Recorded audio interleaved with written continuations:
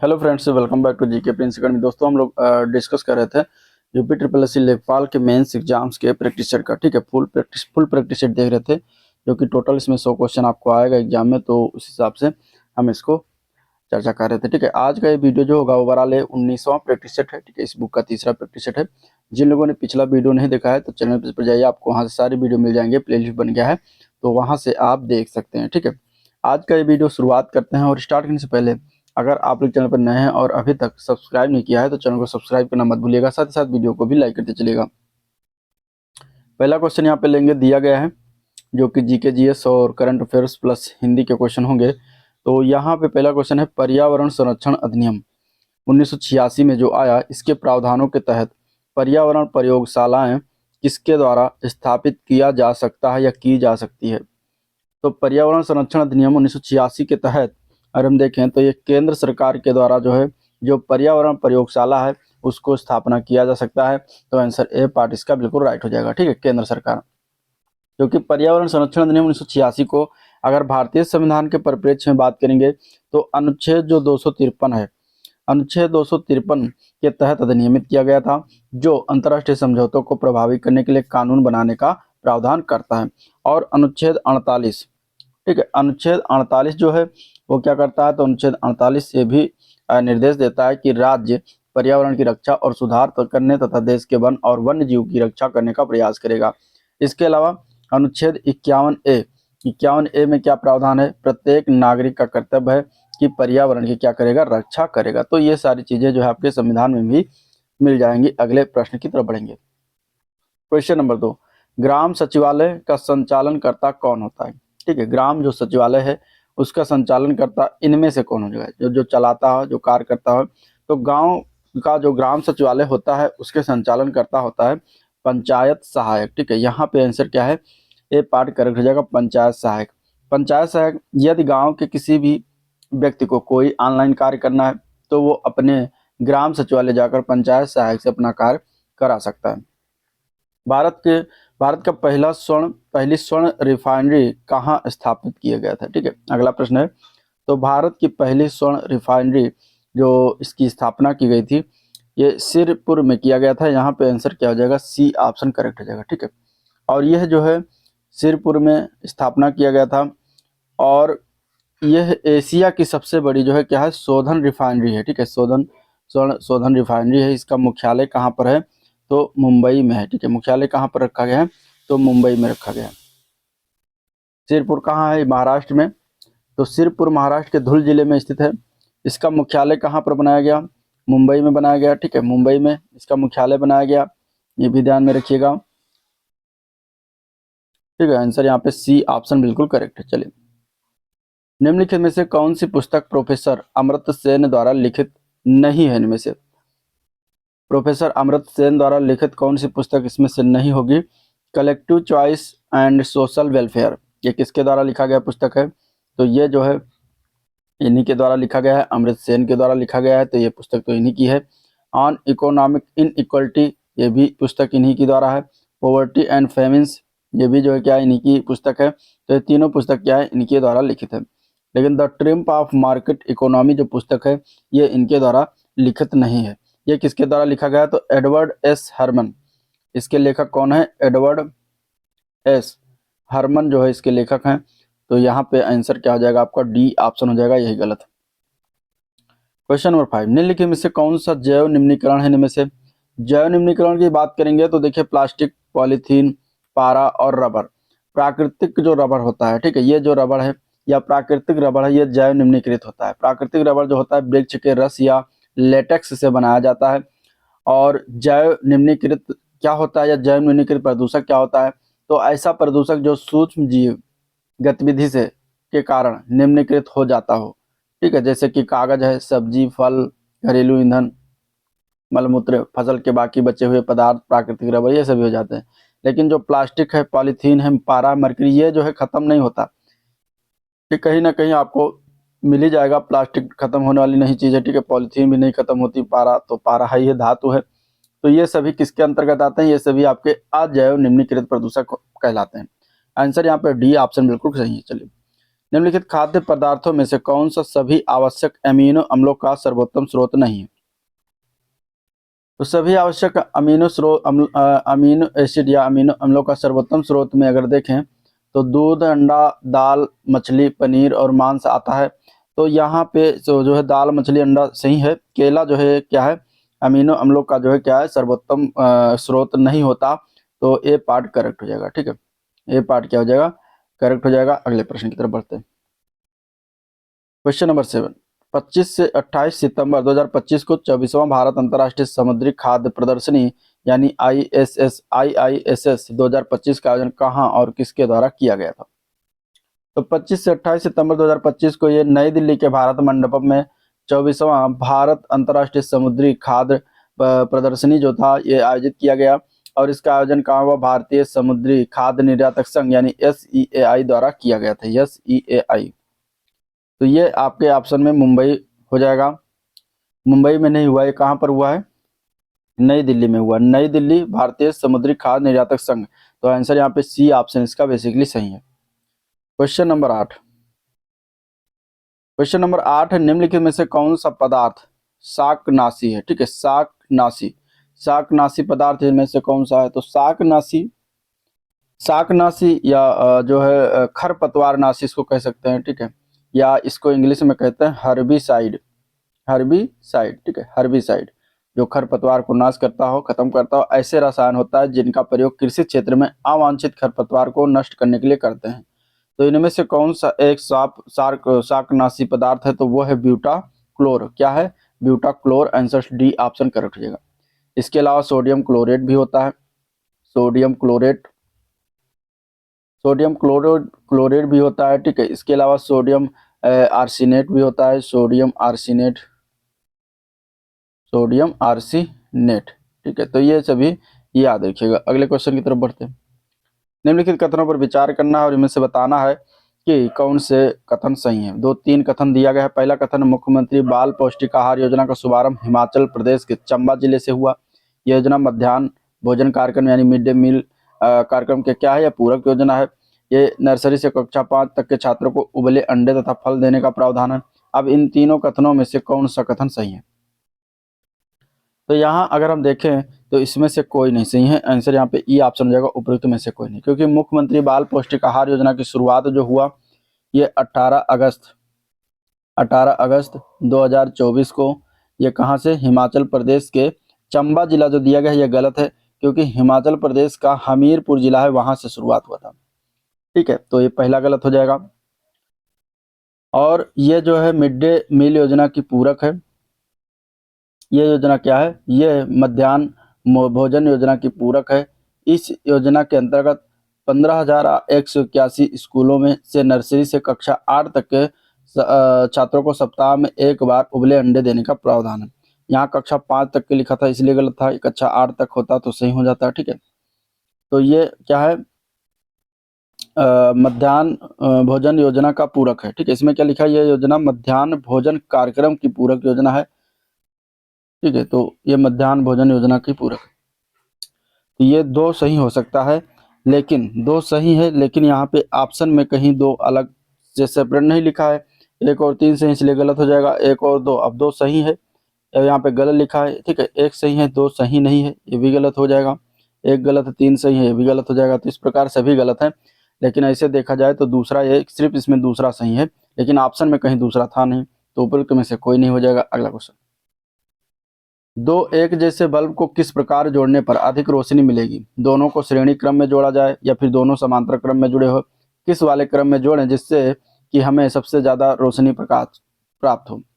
तो 2 एक जैसे बल्ब को समानांतर क्रम में अगर हम जोड़ते हैं तो सबसे ज्यादा रोशनी मिलती है। ठीक है, सबसे ज्यादा रोशनी कहाँ मिलती है? जब दोनों को समानांतर क्रम में जोड़ेंगे।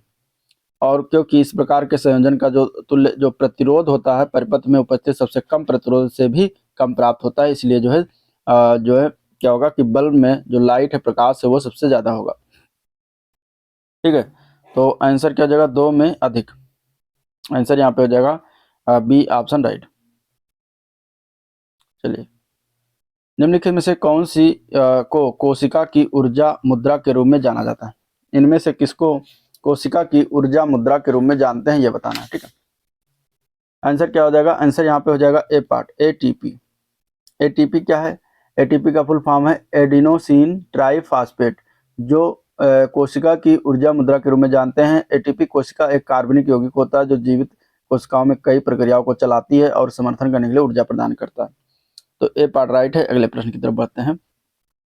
भारतीय रेलवे के संदर्भ में निम्नलिखित कथनों में कौन सा सही है। पहला कथन है 2023 तक 100% विद्युतीकरण लक्ष्य प्राप्त करना। दूसरा कथन है 2030 तक शून्य कार्बन उत्सर्जन नेटवर्क करना।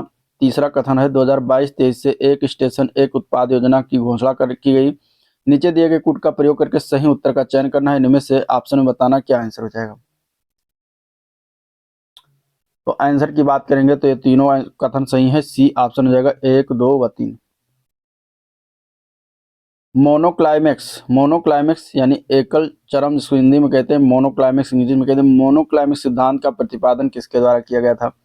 मोनोक्लाइमेक्स सिद्धांत का प्रतिपादन जो है F.E. क्लेमेंट्स, जो 1936 में इन्होंने इसके लिए दिया था सिद्धांत। तो आंसर यहाँ ए ऑप्शन बिल्कुल राइट है।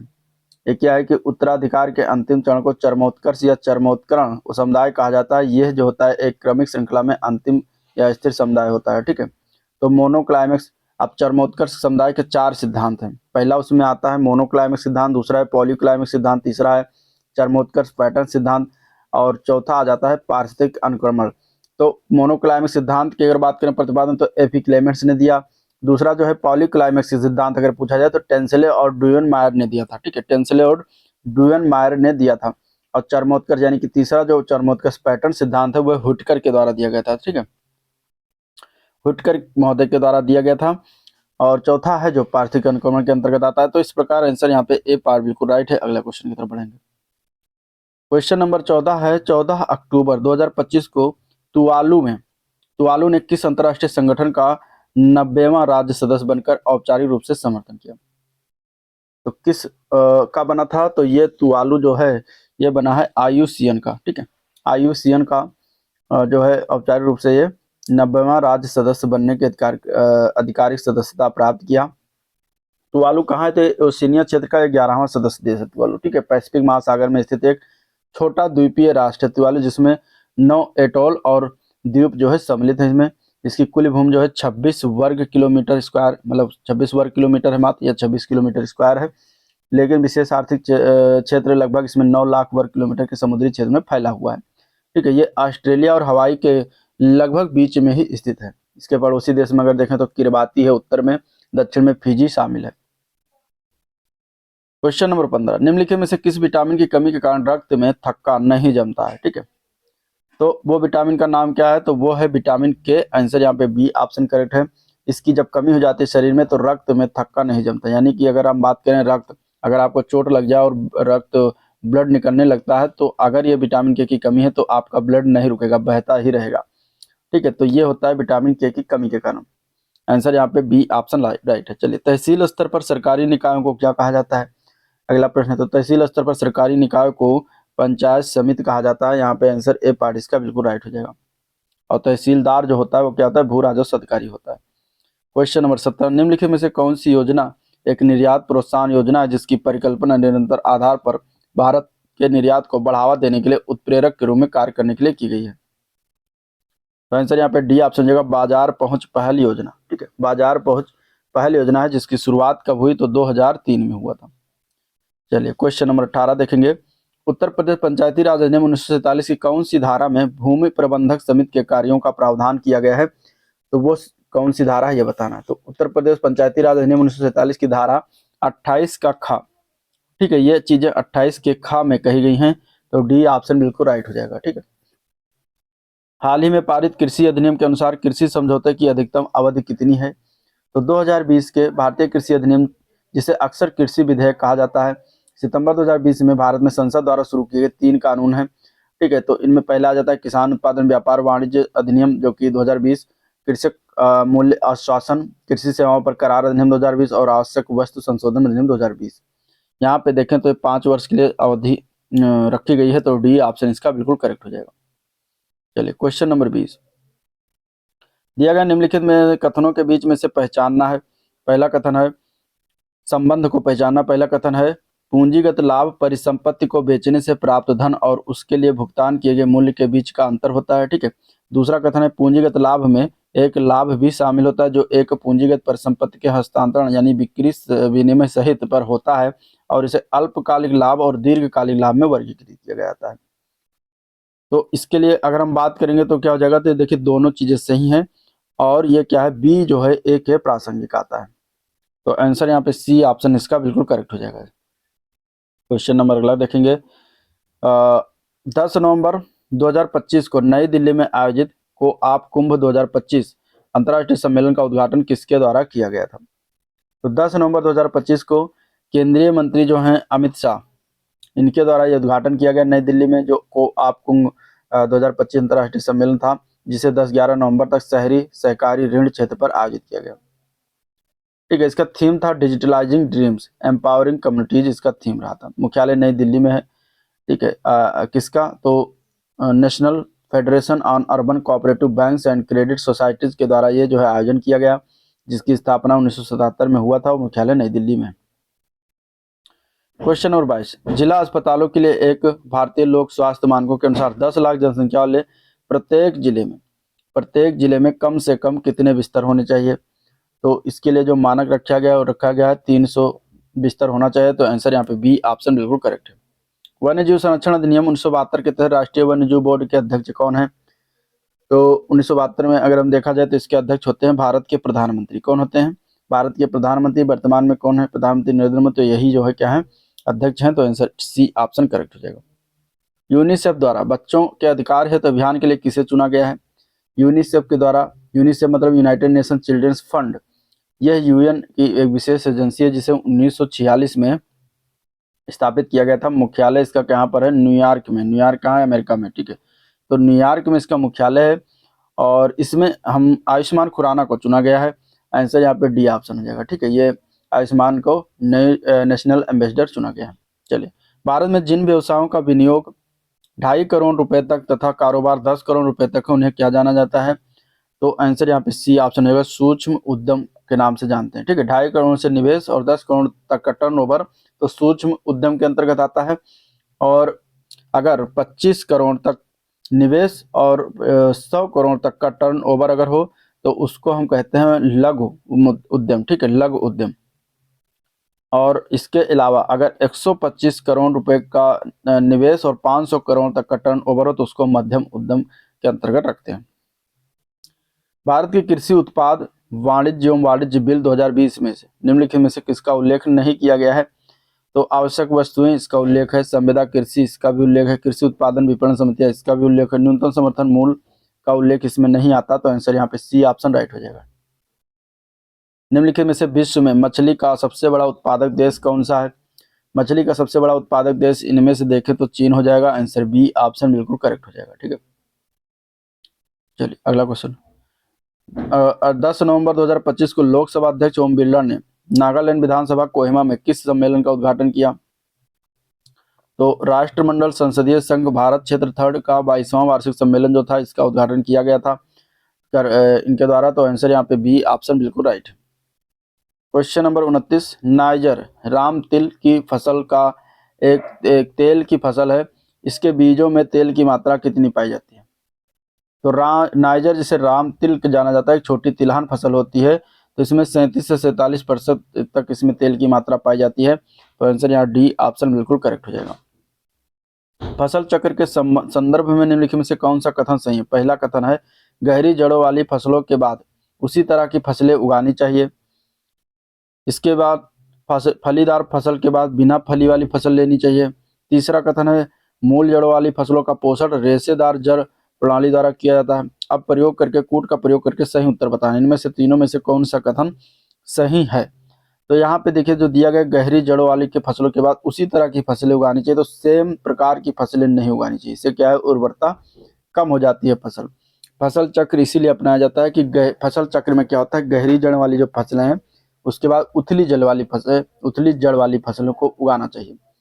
और मूल जड़ वाली फसलें जो हैं वो फसलों का पोषण रेशेदार जल प्रणाली द्वारा किया जाता है। इसका उपयोग इत्र उद्योग या बुनियादी तेल में किया जाता है, ठीक है, नहीं सॉरी, जो मूल जड़ों वाली फसलों का पोषण है रेशेदार जड़ प्रणाली द्वारा किया जाना चाहिए। मिट्टी के पोषक तत्व उचित और समान उपयोग में मदद करता है।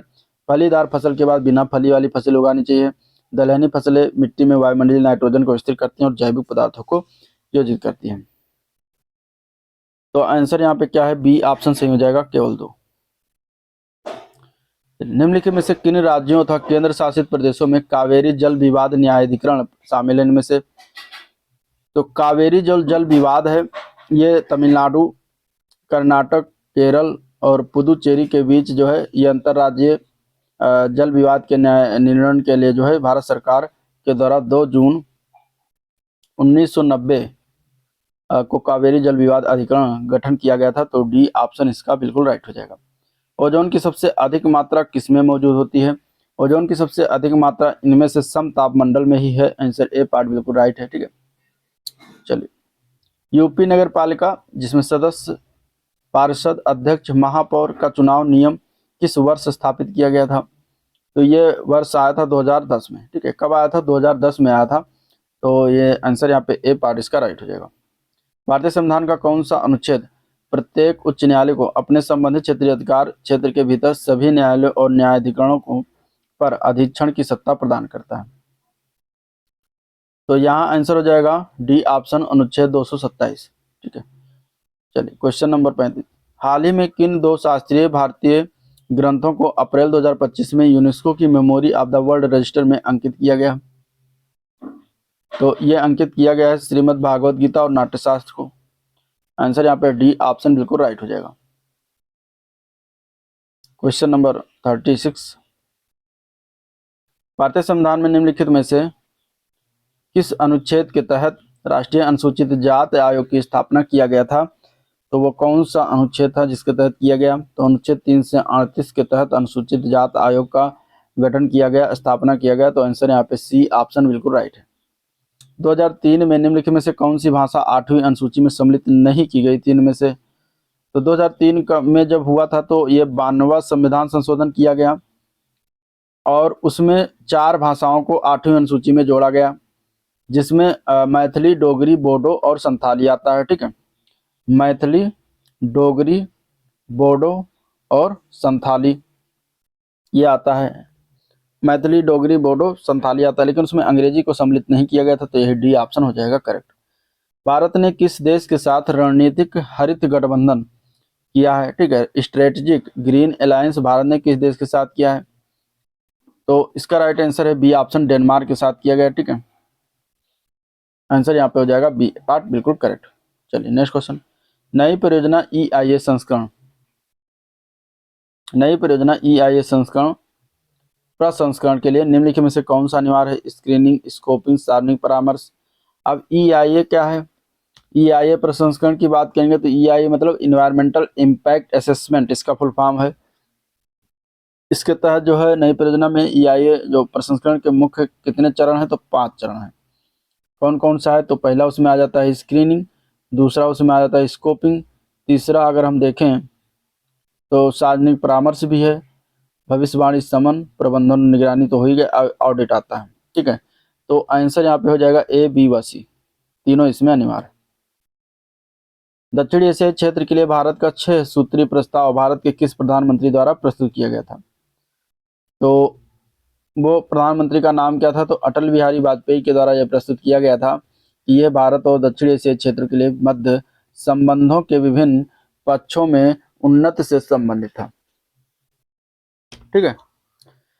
चलिए, क्वेश्चन नंबर 41। 41 नंबर क्वेश्चन है, फोर्ट विलियम कॉलेज कलकत्ता के संदर्भ में कौन सा कथन सही है? इसकी स्थापना 10 जून 1800 को हुआ था, कलकत्ता के फोर्ट विलियम कॉम्प्लेक्स में हुआ। या फिर इसकी स्थापना का मुख्य उद्देश्य ब्रिटिश अधिकारियों को भारतीय भाषाओं में की शिक्षा देना था। तीसरा, इसकी स्थापना लॉर्ड बेंटिंक ने किया था। अब कूट का सही प्रयोग सही उत्तर देना है।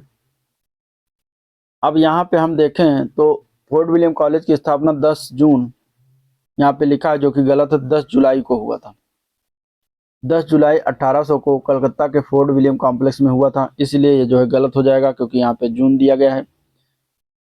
और इसकी स्थापना लॉर्ड वेलेस्ली के द्वारा किया गया था, ना कि बेंटिक के द्वारा। तो ये भी गलत हो जाएगा, ठीक है। किसने किया था? वेलेस्ली ने किया था।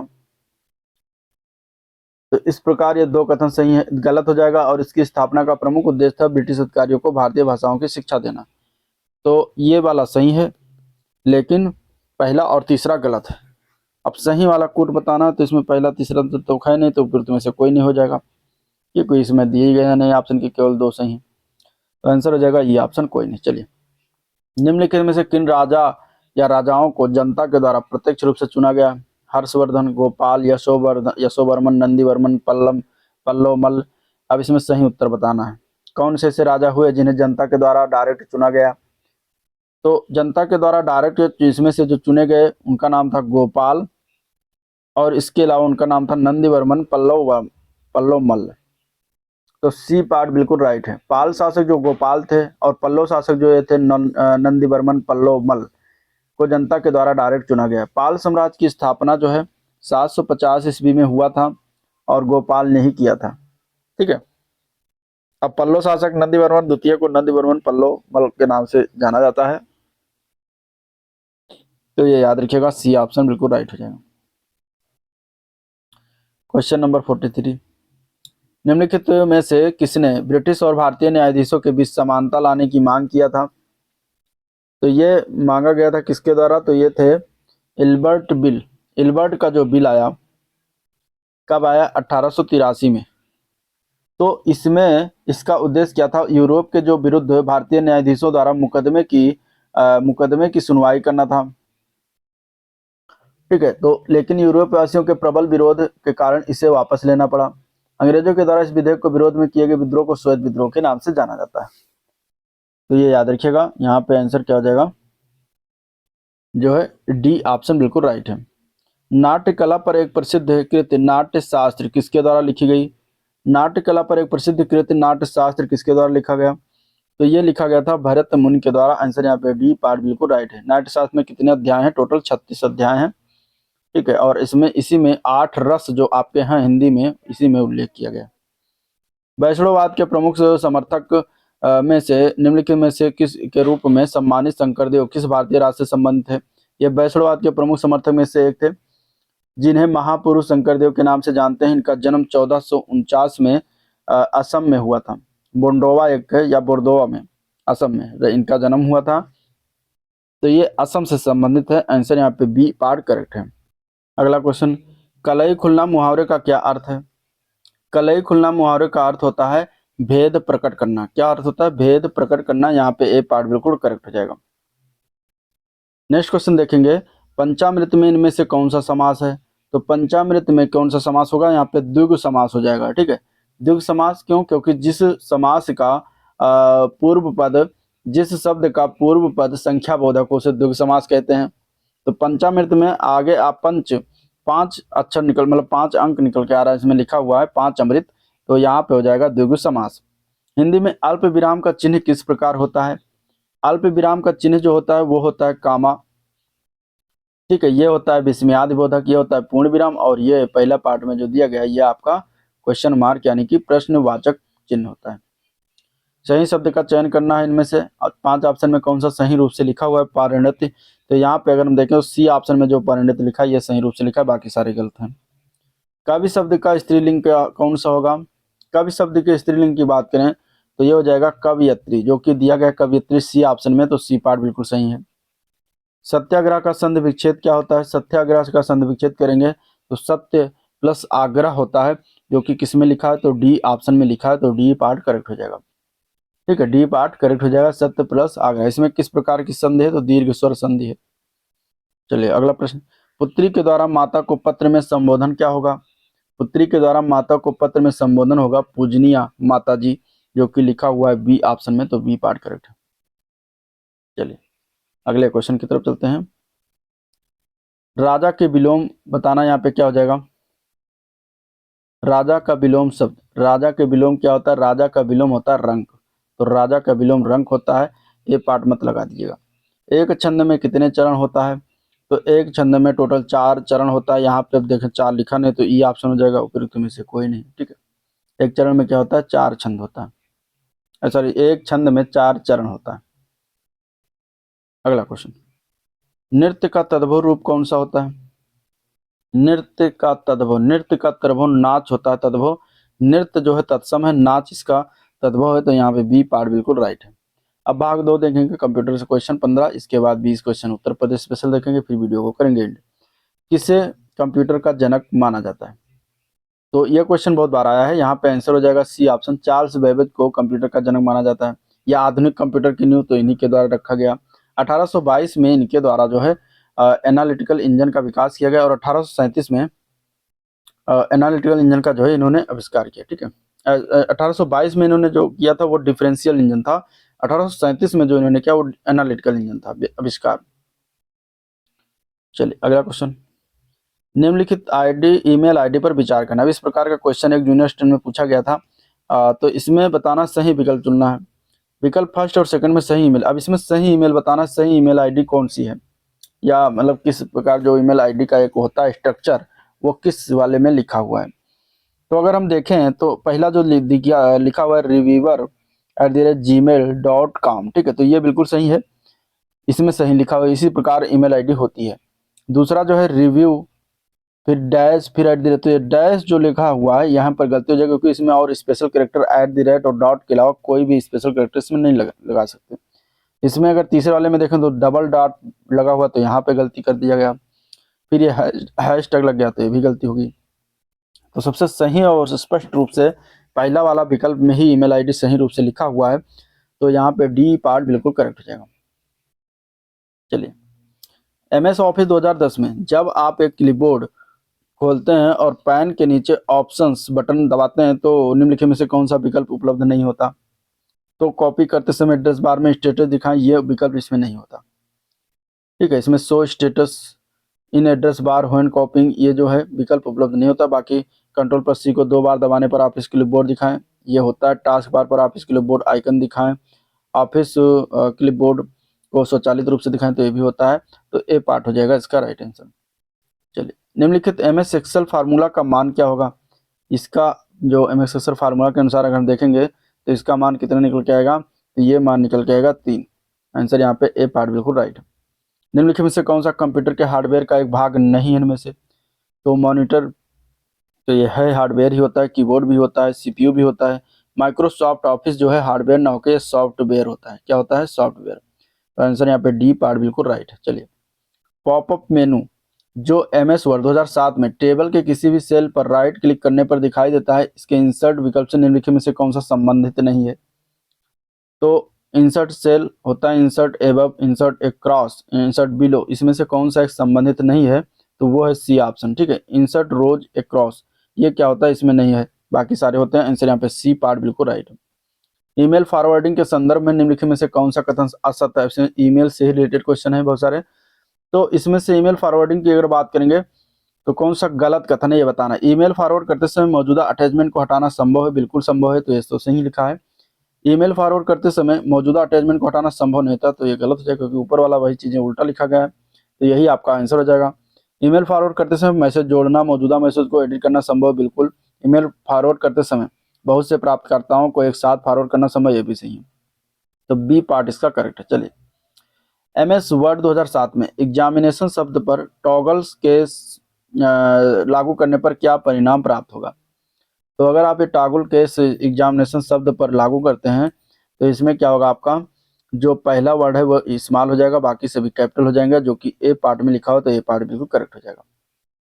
MS एक्सेल फार्मूला का परिणाम, इसका परिणाम क्या होगा?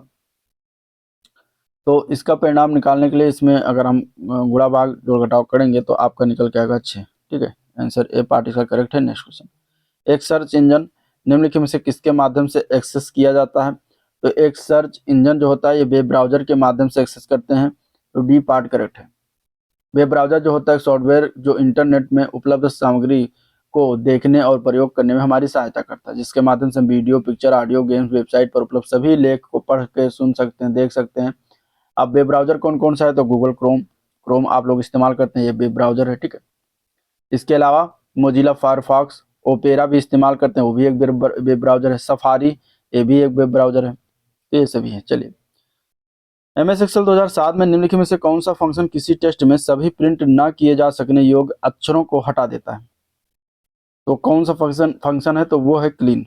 आंसर सी पार्ट बिल्कुल राइट है, क्लीन। चलिए, कौन सा इनमें से कौन सा MS वर्ड में केसिंग बदलने वाला फीचर नहीं है? केसिंग बदलने वाले फीचर में कहते हैं अनकैपिटलाइज ईच वर्ड, ठीक है, अनकैपिटलाइज ईच वर्ड जो होता है क्या है, केसिंग बदलने वाला फीचर नहीं होता है। बाकी toggle case, sentence case, capitalise each word ये सभी होते हैं। तो ए पार्ट बिल्कुल राइट हो जाएगा, बाकी सारे से। चलिए अगला क्वेश्चन की तरफ बढ़ते हैं। क्वेश्चन नंबर 78, MS वर्ड में सेलेक्ट किए गए टेक्स्ट को सुपर स्क्रिप्ट के रूप में बदलने के लिए निम्नलिखित में से किस कीवर्ड शॉर्टकट का प्रयोग किया जाता है? तो इसके लिए हम प्रयोग करते हैं कंट्रोल शिफ्ट और प्लस के साथ दबाते हैं तो बदल जाता है। तो बी पार्ट बिल्कुल राइट है। MS एक्सेल के संदर्भ में निम्नलिखित में से कौन सा कथन गलत है? तो गलत, पहला देखें तो एक सक्रिय एक्टिव सेल वो सेल होती है जो आपके द्वारा किए गए डेटा या कमांड को प्राप्त करती है, तो ये सही है। प्रत्येक सेल में सेल कॉलम और रो से बना एक यूनिक सेल एड्रेस होता है, भी सही है। एक गहरे रंग वाले बॉर्डर जिससे सेल पॉइंटर कहा जाता है, इसका प्रयोग सक्रिय सेल की पहचान करने के लिए जाता है, बिल्कुल सही। पॉइंटर को एक सेल बाईं और दाईं और ऊपर या नीचे ले जाने के लिए शिफ्ट कुंजी का प्रयोग करेंगे, तो ये आप देखें तो ये क्या है, ये गलत है, ठीक है। क्योंकि पॉइंटर को अगर इधर उधर ले जाना है तो शिफ्ट कुंजी का प्रयोग करें, गलत है क्योंकि बाकी सारे सही हैं, ठीक है। आंसर यहाँ पे क्या है, डी पार्ट बिल्कुल राइट है। निम्नलिखित में से कौन सी ई बैंकिंग की एक प्रणाली है जहां व्यक्तिगत, फर्म और कॉरपोरेट किसी भी बैंक शाखा से योजना में भाग लेने वाले देश से किसी भी अन्य बैंक शाखा में खाता रखने वाले किसी भी व्यक्ति, फर्म या कॉरपोरेट को इलेक्ट्रॉनिक रूप से धन ट्रांसफर कर सकते हैं? तो वो कौन सा एक प्रणाली है ई बैंकिंग का जिसके माध्यम से ट्रांसफर कर सकते हैं? बेसिकली वो उसको नेफ्ट ट्रांजेक्शन की बात कर रहे हैं, नेफ्ट NEFT जो है नेशनल इलेक्ट्रॉनिक जो है फंड ट्रांसफर। तो यहाँ पे आंसर ए पार्ट हो जाएगा, नेफ्ट। चलिए अब क्वेश्चन देखेंगे उत्तर प्रदेश के। निम्न प्रकारों की मिट्टी में से किस एक की बुंदेलखंड क्षेत्र में प्रमुखता है? तो बुंदेलखंड क्षेत्र में जो है काली कपास की मिट्टी प्रमुख है, ठीक है, काली मिट्टी ज्यादा प्रमुखता है। यहाँ मिट्टी दो प्रकार की होती है, एक होती है काबर मिट्टी बुंदेलखंड में, दूसरी होती है मार। ये दो प्रकार की मिट्टी, काबर मिट्टी बनावट में सूक्ष्म दोमट होती है, इसमें उच्च मिट्टी के तत्व होते हैं। मार मिट्टी जो होती है मृतिका मिट्टी होती है जिसकी रंग काली रेगुर मृदा के समान होता है, चिकना और काला होता है। चलिए, स्थानीय भाषा में इसे करेल या कपास करेल के नाम से भी जानते हैं। उत्तर प्रदेश में लायन सफारी कहाँ स्थापित हो रहा है? ये स्थापित हो गया, यहाँ पे अगर हम बात करेंगे तो ये 2006 में प्रस्तावित किया गया था, 2012 में प्रोजेक्ट पर काम प्रारंभ हुआ और 2014 में पहली बार गुजरात से 6 शेरों को सफारी पार्क में स्थापन किया। बब्बर शेर सफारी के नाम से जाना जाता है। यह है इटावा में, आंसर बी ऑप्शन राइट है। मीर अब्दुल हमीद फॉरेस्ट वन्य जीव और पर्यावरण संरक्षण पुरस्कार योजना किस वर्ष शुरुआत किया गया था? तो इसकी शुरुआत हुई थी 2012-13 में, आंसर बी ऑप्शन करेक्ट हो जाएगा। उत्तर प्रदेश का प्राचीनतम जीवंत नगर इनमें से कौन सा, मतलब सबसे प्राचीन जीवंत नगर अभी है उसका नाम क्या है? तो वो है काशी यानी कि वाराणसी। आंसर यहाँ पे हो जाएगा डी ऑप्शन, जो कि गंगा नदी किनारे बसा हुआ, पूरे 3000 वर्ष पूर्व से मानव की बस्ती के प्रमाण यहाँ पे मिले हैं। तो आंसर डी पार्ट बिल्कुल राइट है। अगला क्वेश्चन, उत्तर प्रदेश के ललितपुर जिले में स्थित माता टीला बांध किस नदी पर बना है? तो माता टीला बांध उत्तर प्रदेश में ललितपुर जिले में बेतवा नदी पर बना हुआ है। यहाँ पे ए पार्ट बिल्कुल राइट हो जाएगा। 1957 में इसको बनाया गया था, ठीक है। निम्नलिखित में से कौन सी बहुउद्देशीय नदी घाटी योजना बेतवा नदी पर बनाई गई है? तो इनमें से हो जाएगा माता टीला बांध, आंसर सी ऑप्शन करेक्ट हो जाएगा। अगला प्रश्न, निचली गंगा नहर कहाँ पर गंगा से निकलती है? निचली गंगा नहर जो है ये बुलंदशहर जिला है, उस वहां के नरौरा एक शहर है, ठीक है, एकमात्र प्रमाण विद्युत संयंत्र उत्तर प्रदेश का जहां से ये निचली गंगा नहर निकलती है, गंगा बैराज से निकलती है, ठीक है। ऊपरी गंगा नहर हरिद्वार से निकलती है। तो आंसर यहाँ पे क्या है, डी ऑप्शन राइट है। अशोक स्तंभ में उत्कीर्ण किए हुए शेर का मुख जिसे भारत सरकार के राष्ट्रीय प्रतीक के रूप में अपनाया गया है, किस संग्रहालय में यह संरक्षित है? तो ये है सारनाथ के संग्रहालय में, आंसर यहाँ पे बी पार्ट बिल्कुल राइट है। भारत में पीने के पानी की जरूरत को पूर्ण करने के लिए 6 राज्यों के द्वारा कौन सा संयुक्त अभियान चलाया जा रहा है? तो वो अभियान का नाम क्या है, रेणुकाजी बहुउद्देशीय अभियान, ठीक है। इस अभियान का नाम क्या है, रेणुकाजी बहुउद्देशीय अभियान, जो कि ये हिमाचल प्रदेश के सिरमौर जिले में यमुना की सहायक गिरी नदी के निर्मित योजना है। तो आंसर यहाँ पे क्या है इसका, डी ऑप्शन करेक्ट है। निम्नलिखित स्थानों में से वर्षा ऋतु में कहाँ सर्वाधिक वर्षा होती है? इनमें से तो यहाँ पे अगर हम देखें सबसे ज्यादा वर्षा ऋतु सर्वाधिक वर्षा जो है गोरखपुर में होती है। आंसर यहाँ पे सी ऑप्शन करेक्ट है इनमें से।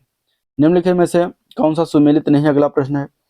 तो अगर हम देखें तो शहीद विजय सिंह पथिक खेल परिसर ये कहाँ पर है, ग्रेटर नोएडा में है, तो यही गलत हो जाएगा। ठीक है, कहाँ पर है, ग्रेटर नोएडा, जो कि यहाँ पे दिया गया मिर्जापुर, जो कि यही गलत हो जाएगा। बाकी सारे सही हैं। ग्रीन पार्क कानपुर में सही, बुद्धा अंतर्राष्ट्रीय सर्किट गौतम बुद्ध नगर ये भी सही है, Dhyanchand astro turf stadium Lucknow ये भी सही है। भारतीय पर्यटन के स्वर्ण त्रिकोण में उत्तर प्रदेश का कौन सा शहर शामिल है। तो स्वर्ण त्रिकोण में मध्य बनने वाले अगर बात करेंगे तो उसमें आगरा आता है, इसके अलावा दिल्ली आता है, और दिल्ली के अलावा इसमें जयपुर आता है। ठीक है, ये स्वर्ण त्रिकोण बनाते हैं, तो ये 3 शहर शामिल हैं। आंसर ए पार्ट करेक्ट हो जाएगा। निम्नलिखित में से कौन सा उत्तर प्रदेश पर्यटन के बौद्ध सर्किट का हिस्सा है। बौद्ध सर्किट एक मार्ग है जो बुद्ध के पद चिन्हों नेपाल में लुम्बिनी से लेकर भारत में उत्तर प्रदेश कुशीनगर तक अनुसरण करता है। ठीक है, तो उत्तर प्रदेश में सारनाथ, कुशीनगर, श्रावस्ती इस बौद्ध सर्किट में सम्मिलित हैं। अब इसमें से बौद्ध पर्यटन के इसमें से कोई नहीं होगा क्योंकि ये सभी नहीं सम्मिलित हैं। आंसर ई हो जाएगा, इनमें से कोई नहीं।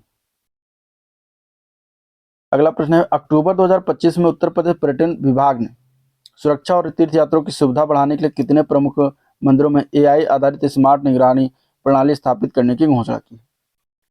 तो अक्टूबर 2025 में अगर हम देखेंगे तो 3 मंदिरों में यह घोषणा किया गया है। यहाँ पे हो जाएगा आंसर उपयुक्त में से कोई नहीं। 3 मंदिरों में ही सिर्फ ये व्यवस्था किया गया है, जो कि काशी विश्वनाथ मंदिर वाराणसी, राम मंदिर अयोध्या और गोरखनाथ मंदिर गोरखपुर में किया गया है। ठीक है, अगला क्वेश्चन, 15 नवंबर 2025 को उत्तर प्रदेश के पहले मिशन शक्ति पहल के अंतर्गत किस जिले में 25 महिला पुलिसकर्मियों को स्कूटर प्रदान किए गए। तो ये प्रदान किया गया है सोनभद्र जिले में। आंसर बी ऑप्शन करेक्ट हो जाएगा। क्वेश्चन नंबर 96, जिले का विकेंद्रीकरण की धुरी बनाने के सुझाव से संबंधित इसमें से कौन सी समिति है। तो वो था अशोक मेहता समिति। ठीक है, अशोक मेहता समिति जो था, इन्होंने जिले को विकेंद्रीकरण की धुरी बनाने का सुझाव पेश किया था। 1977 में इनके द्वारा जो है गठन किया गया। 1977 में इनकी समिति अशोक मेहता समिति का गठन किया गया और इन्होंने अपनी रिपोर्ट को जो है 132 सिफारिशों के साथ 1978 में जो है पेश किया था। इफको यूरिया कारखाना उत्तर प्रदेश में निम्नलिखित में से कहाँ पर है। इफको यूरिया कारखाना उत्तर प्रदेश राज्य में आंवला जिला, आंवला कहाँ पड़ता है, ये बरेली, आंवला शहर है, आंवला स्थान है, बरेली जिला में पड़ता है। तो बी ऑप्शन हो जाएगा, बरेली जिला। इसके अलावा और कहाँ पर है उत्तर प्रदेश में, तो फूलपुर में है। फूलपुर कहाँ है, प्रयागराज में। तो याद रखिएगा दोनों। नेक्स्ट क्वेश्चन, निम्नलिखित में से कौन सा उत्तर प्रदेश सर्वाधिक फसल क्षेत्र के अंतर्गत सही सुमेलित नहीं है। सरसों का खेती कहाँ पर होता है। सरसों की खेती जो है आगरा में सबसे ज्यादा होता है क्या, तो ये सही है। ठीक है, आलू की खेती फर्रुखाबाद में, सही है। मक्का की खेती वाराणसी में दिया गया है, जो कि ये गलत है।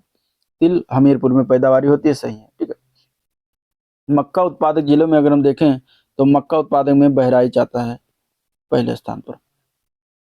चलिए, आर्यभट्ट नक्षत्रशाला स्थित है, कहाँ पर स्थित है। आर्यभट्ट नक्षत्रशाला जो है उत्तर प्रदेश के रामपुर जिले में पड़ता है। यहाँ पे बी पार्ट बिल्कुल करेक्ट है। जवाहर नक्षत्रशाला प्रयागराज में स्थित है। इंदिरा गांधी नक्षत्रशाला लखनऊ में स्थित है। वीर बहादुर सिंह नक्षत्रशाला गोरखपुर में स्थित है। चलिए, किस समिति के द्वारा पंचायतों के कार्य में राजनीतिक दलों के खुलकर भाग लेने का समर्थन किया गया था। तो वो समिति थी अशोक मेहता समिति। ठीक है, 1977 में जनता पार्टी की सरकार के आई और उन्होंने पंचायती राज कार्य प्रणाली के अध्ययन के लिए अशोक मेहता समिति का गठन किया था। इन्होंने अपनी रिपोर्ट 1978 में प्रस्तुत किया था। तो ये था ओवरऑल वीडियो जिसके द्वारा हम देखा गया। वीडियो अगर पसंद आया तो लाइक करिए, चैनल को अभी तक सब्सक्राइब नहीं किया है तो सब्सक्राइब करना मत भूलिएगा, साथ ही साथ वीडियो को शेयर भी करिएगा। ठीक है, आज का वीडियो पर एंड करते हैं, मिलते हैं नेक्स्ट वीडियो में, तब तक के लिए थैंक यू।